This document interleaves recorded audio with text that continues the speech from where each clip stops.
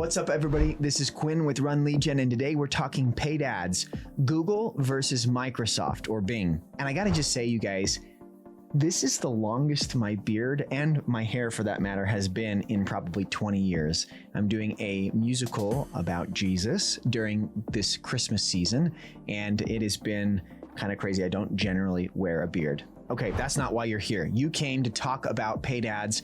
Let's talk about pros and cons, similarities and differences, when to use one versus the other. While Google and Microsoft offer core tools like audience targeting, both have unique characteristics that are going to indicate when and why you would use one over the other. With less competition, Microsoft ads are going to allow you to get your ad out to your intended audience cheaper. But lower volume can mean that scale at Google's size can be difficult to match. It's also widely known, whether you are new to marketing or you've been around for a while, that with less user data, sometimes Microsoft can have a harder time getting to relevant audience for relevant keywords, which is why we would recommend using exact match or phrase match when using Bing ads. Now, Microsoft does offer LinkedIn data integration, so it can be super beneficial and helpful for those that are marketing B2B. The key takeaway for this first point is that you can and should use Microsoft or Bing ads in your strategy when you are trying to mitigate cost, trying to get an additional market share when your industry is quite saturated or competitive, and then when you do use these ads, to make sure that you are using exact or phrase match so that you aren't wasteful in your spending. Okay, which brings us to point number 2, which is how to get started with Microsoft ads and when to expand to Microsoft. Number 1, you should definitely be doing Google ads first. You're going to have a lot of learnings there. You're going to hit a larger volume of people, and it's certainly going to yield some success that is going to be difficult to rival. However, it is a good idea if you find that your cost per click is extremely high, or you're struggling to convert based off of the competition or what else is on the auction for Google ads. These are good indicators to consider Microsoft. And Microsoft makes it easy to set it up. You can actually import your Google Ads campaigns right into Bing ads. Now, that import will require some adjustment. Let's talk about that for a second. You'll see the option inside Microsoft to go ahead and import your Google Ads campaigns. You're going to go through the wizard and make the connections, and then you can hit import.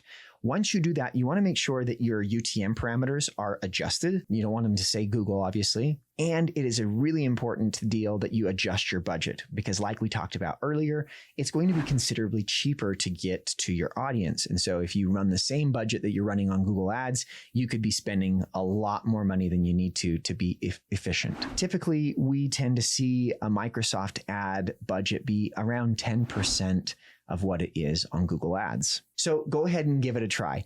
Go build a Microsoft Ads profile and try the import wizard and see what it looks like, and then check some of those features as that campaign comes over. Which brings us to point number 3, device targeting and performance insights. Now, Microsoft does allow precise targeting by device. This can be super beneficial depending on your product or your audience. You can adjust your budget based off of device type. So if you find that more of your users are on mobile versus tablet or desktop, you can then adjust your budget accordingly. This is particularly useful, again, for B2B users who may be trying to use desktop more than, say, mobile. The takeaway here is that you'll want to monitor performance based off device type so that you can have the insights necessary to make those adjustments. That brings us to point number 4, unique targeting and conversions. Microsoft does have unique conversion tracking and targeting. For example, as we mentioned before with B2B and the LinkedIn integration, Microsoft actually allows you then to target by role in a company. For e-commerce,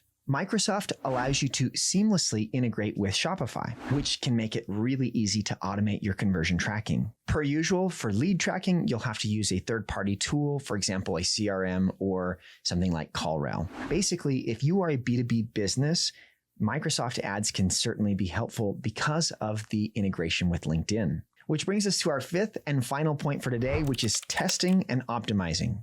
Whether you're on Google ads or Microsoft ads or both, certainly you want to be testing and optimizing. The beauty about the lower volume, lower competition, and ultimately lower cost of Microsoft ads is that it allows you to have a more budget-friendly test. So this can be a great sandbox for you to test ad creatives, copy, and otherwise. Ultimately, what you learn in your A/B tests on Microsoft can often be brought back to, say, a Google ad and help that campaign outperform what it was doing before at a lower cost than it would have been for you to make those tests on Google itself.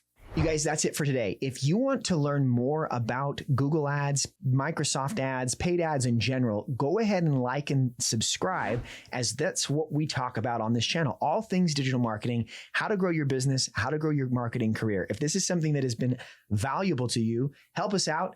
Like, share, follow, and we'll see you for more. This is Quinn with RunLeadGen, where we help you scale to success.